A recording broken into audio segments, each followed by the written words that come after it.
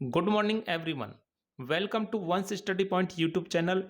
मैं जय भगवान शर्मा आपके साथ हूँ करंट अफेयर्स के मोस्ट इम्पोर्टेंट क्वेश्चन लेकर जो एसएससी एग्जामों में पूछे जाते हैं। यानी एसएससी जो एग्ज़ाम कराती है, जैसे अभी सीपीओ का एग्ज़ाम करवाया था, आने वाले समय में दिल्ली पुलिस का एग्ज़ाम होगा, उससे पहले सीएचएसएल का एग्ज़ाम हुआ था, उससे पहले सीजीएल का एग्ज़ाम हुआ था, उससे पहले जीडी लेवल का एग्ज़ाम हुआ था जो एसएससी के द्वारा कराए गए थे। ठीक है, इन सभी में जो करंट अफेयर्स और स्टैटिक्स जीके के क्वेश्चन हैं वो हमारे साथ साझा करेंगे। और आपको लिखना नहीं है, कोई भी चीज़ लिखनी नहीं है, क्योंकि ये मैं आपको समझा के चलूँगा, सारी चीज़ों को लिखना नहीं है, सारी सिर्फ एक बार देखना है। यानी न्यूज़ का मतलब अर्थ यही होता है कि अगर एक बार आप इनको देख लेंगे तो जीवन में कभी आपके सामने क्वेश्चन आएगा तो उसे आप सही कर देंगे। ठीक है, तो स्टार्ट करते हैं सेशन को।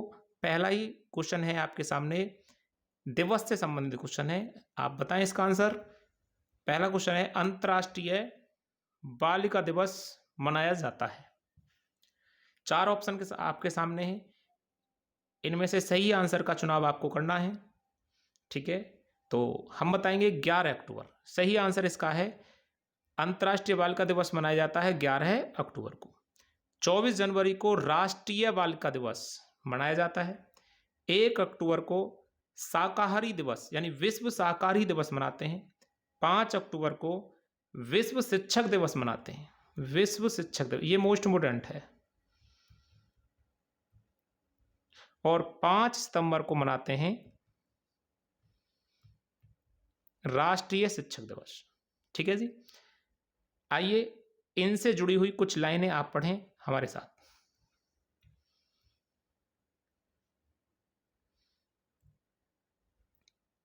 हर वर्ष अंतर्राष्ट्रीय बालिका दिवस 11 अक्टूबर को मनाया जाता है। 11 अक्टूबर को विश्व मोटापा दिवस भी मनाया जाता है। हर साल 24 जनवरी को राष्ट्रीय बालिका दिवस मनाया जाता है।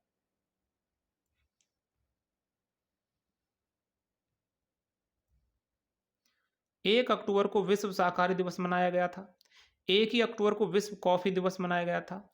2 अक्टूबर को अहिंसा दिवस गांधी जी की जयंती मनाई गई थी। 5 अक्टूबर को विश्व शिक्षक दिवस मनाया गया था। 7 अक्टूबर को विश्व कपास दिवस कॉटन डे मनाते हैं।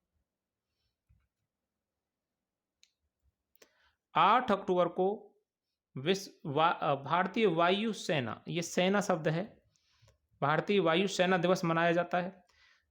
8 अक्टूबर 1932 को भारतीय वायु सेना की स्थापना की गई थी। 9 अक्टूबर को विश्व डाक दिवस मनाते हैं, जबकि 10 अक्टूबर को राष्ट्रीय डाक दिवस मनाया जाता है। 10 अक्टूबर को ही विश्व मानसिक स्वास्थ्य दिवस मनाते हैं। तो आपने जाना मोस्ट इम्पोर्टेंट दिवस जो अक्टूबर माह में अभी तक मनाए गए हैं। ठीक है, और इनका रिवीजन चलता रहेगा। साथ के साथ और भी जो मोस्ट इम्पोर्टेंट दिवस हो सकता है वो डेली आपको किसी न किसी क्वेश्चन के साथ जोड़कर रिवाइज करा दिया जाएगा। लिखने की आपको बिल्कुल भी ज़रूरत नहीं है। आगे नेक्स्ट क्वेश्चन है आपके साथ।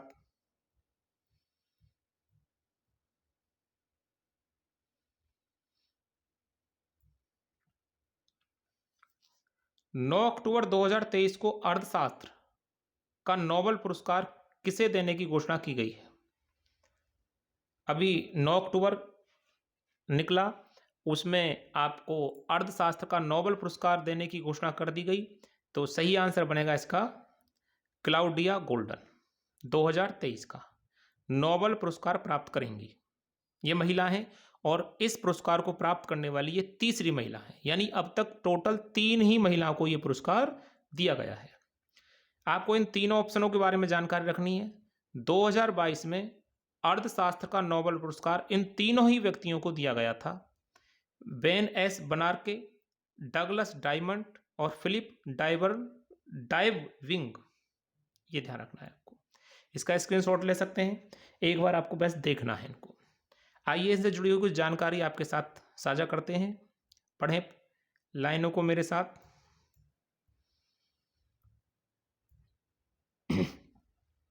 वर्ष 2023 का यह पुरस्कार अमेरिका की अर्थशास्त्री क्लाउडिया गोल्डन को प्रदान किया जाएगा। याद रखना, क्लाउडिया गोल्डन ये अमेरिका की हैं अर्थशास्त्री, ठीक है। अर्थशास्त्र का यह पुरस्कार पहली बार 1969 में दिया गया था, 1969 में दिया गया था, जबकि 1968 में इसे देने की घोषणा की गई थी, ठीक है। 1968 में घोषणा हुई, 1969 में पहली बार प्रदान किया गया। और आपको 1969 मोस्ट इम्पोर्टेंट क्वेश्चन है, 1969 में 14 बैंकों का राष्ट्रीयकरण हुआ था, ठीक है। और 1969 में ही आपका नील आर्मस्ट्रांग ने चंद्रमा पर पहला कदम रखा था, ठीक है जी। इसी के साथ अगर इसमें से 100 साल माइनस कर देते हैं, 100 को माइनस कर दें तो आएगा 1869, गांधी जी प्रकट हो जाएंगे, यानी गांधी जी का जन्म, ठीक है, 1869 में हुआ था। कोई दिक्कत किसी को? नेक्स्ट, इसी में और जुड़ी हुई जानकारी पढ़ते हैं।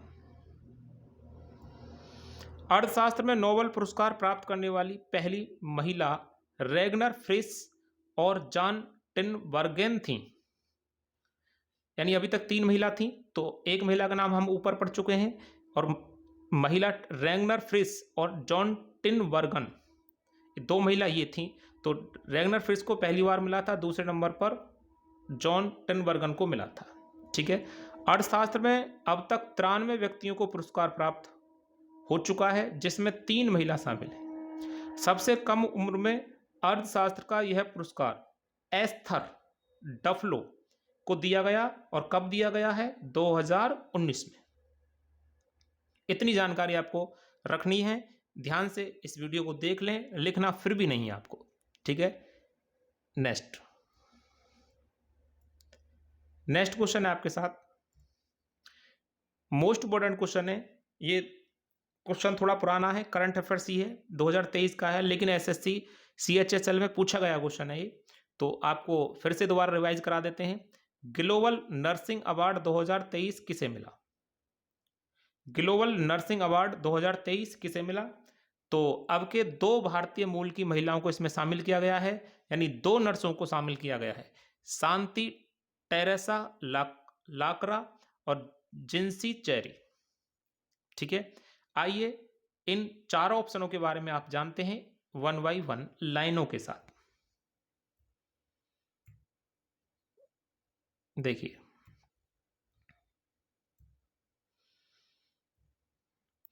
ग्लोबल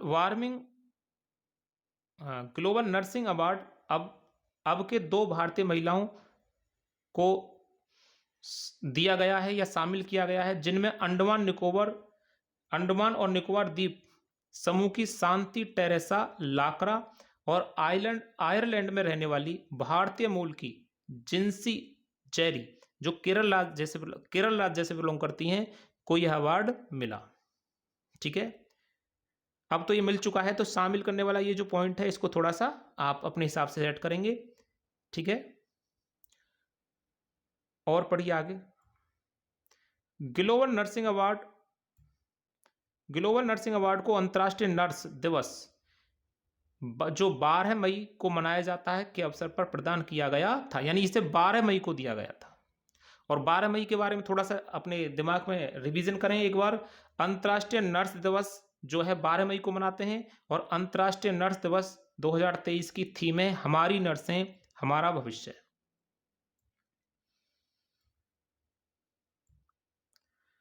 राष्ट्रीय नर्स दिवस हर साल फ्लोरेंस नाइटिंगेल के जन्म दिवस पर मनाया जाता है 12 मई को, ठीक है।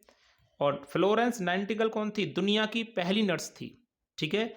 और फ्लोरेंस नाइटिंगेल को the lady with the lamp के नाम से जाना जाता है, हजारों बार पेपरों में ये पूछा गया है, द लेडी विद लैम्प किसे कहते हैं, ठीक है।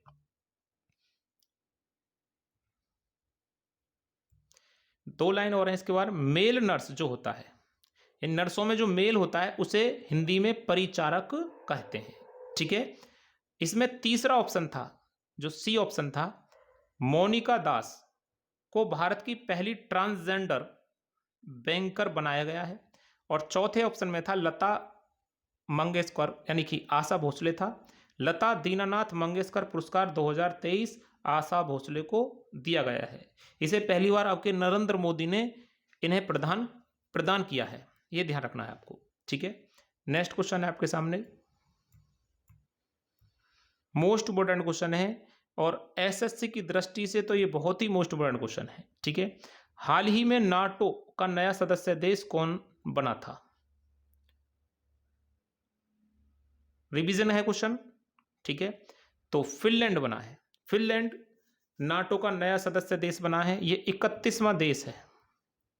कौन सा देश बनेगा? 31वां देश। ठीक है, मैसेडोनिया 30वां देश था। भारत इसमें शामिल नहीं है। बेल्जियम क्यों आया ऑप्शन में? बेल्जियम में इसका हेडक्वार्टर है, यानी नाटो का हेडक्वार्टर कहां पर है? बेल्जियम। आइए जानते हैं नाटो को विस्तार से कुछ लाइनों के साथ। नाटो का 31वां सदस्य देश हाल ही में फिनलैंड को बनाया गया था, जबकि 30वां सदस्य देश मैसेडोनिया था, जैसा कि मैंने ऊपर विकल्प में आपको समझाया।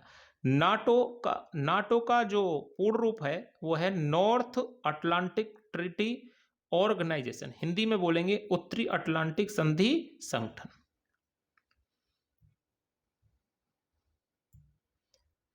नाटो का मुख्यालय ब्रुसेल्स बेल्जियम में है।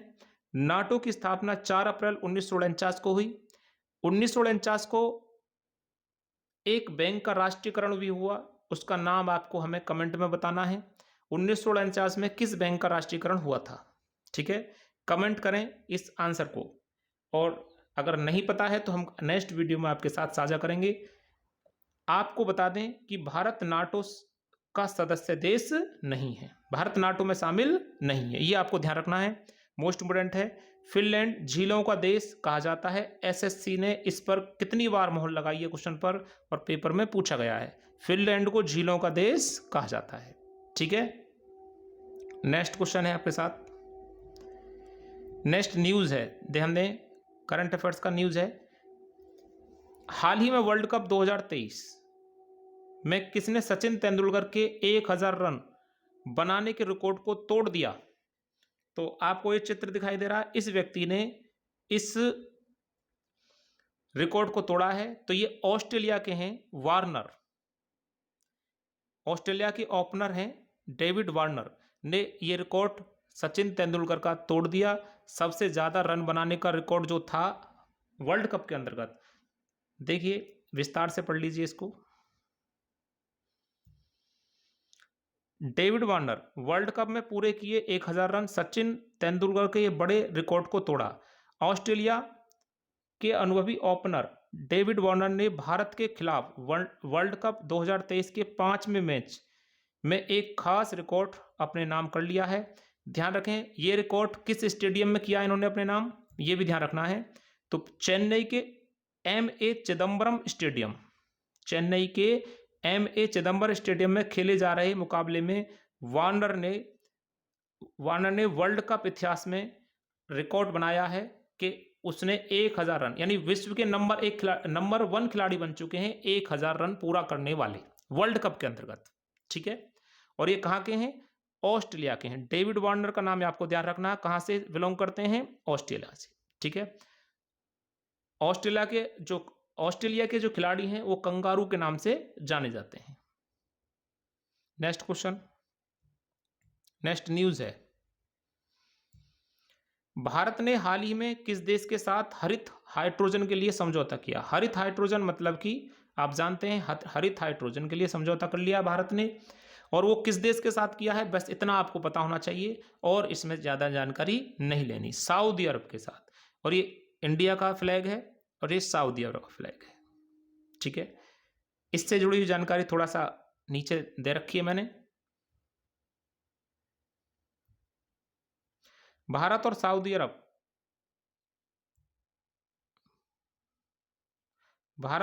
अरब हरित हाइड्रोजन के लिए समझौता किया। नेक्स्ट क्वेश्चन है आपके सामने। अंगुल लेखन उत्सव किस देश में मनाया जाता है? और वेरी मोस्ट इंपोर्टेंट क्वेश्चन है, ये दक्षिण कोरिया में मनाया जाता है। अंगुल क्या है? एक तरह से भाषा है जो साक्षरता में काउंट होती है। जैसे हंगुल में, ये बेटा अंगुल नहीं है, हंगुल है। थोड़ा-सा यहाँ मिस्टेक है इसमें लिखने में, इसे सही कर लेना। हंगुल, अंगुल नहीं है, ये थोड़ा यहाँ गड़ काट दें। हंगुल में 24 अक्षर होते हैं, 14 व्यंजन हैं, 10 स्वर के साथ। याद रखें, हंगुल दक्षिण कोरिया की एक भाषा है। जैसे देवनागरी हमारे यहाँ की भाषा है, ऐसे ही हंगुल दक्षिण कोरिया की भाषा है, जो दक्षिण कोरिया के लोगों को साक्षर बनाती है, जिसमें 24 अक्षर हैं, 14 व्यंजन हैं, 10 स्वर हैं। ठीक है? आज तक लगभग सभी कोरियाई भाषा हंगुल का उपयोग करके लिखी जाती हैं, जो कोरियाई की लगभग 100% साक्षरता दर में योगदान करती हैं, जो इस जो इस लेखन प्रणाली की दक्षता का संकेत है। बात समझ में आ गई? नेक्स्ट न्यूज लेते हैं। थोड़ा सा नेक्स्ट लेने से पहले दक्षिण कोरिया की राजधानी आपको बतानी है, सियोल। ये रही सियोल, और ये रहा दक्षिण कोरिया। सुंदर सा देश है ये, आप इसे देख सकते हैं इमेज के साथ। नेक्स्ट क्वेश्चन,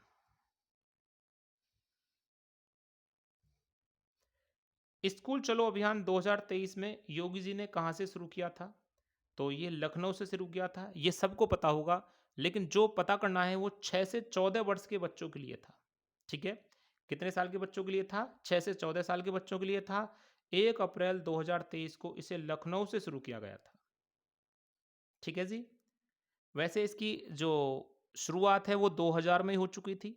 नए सिरे से इसको शुरू किया गया अभी हाल ही में 1 अप्रैल 2023 से। स्कूल चलो अभियान। ठीक है भाई?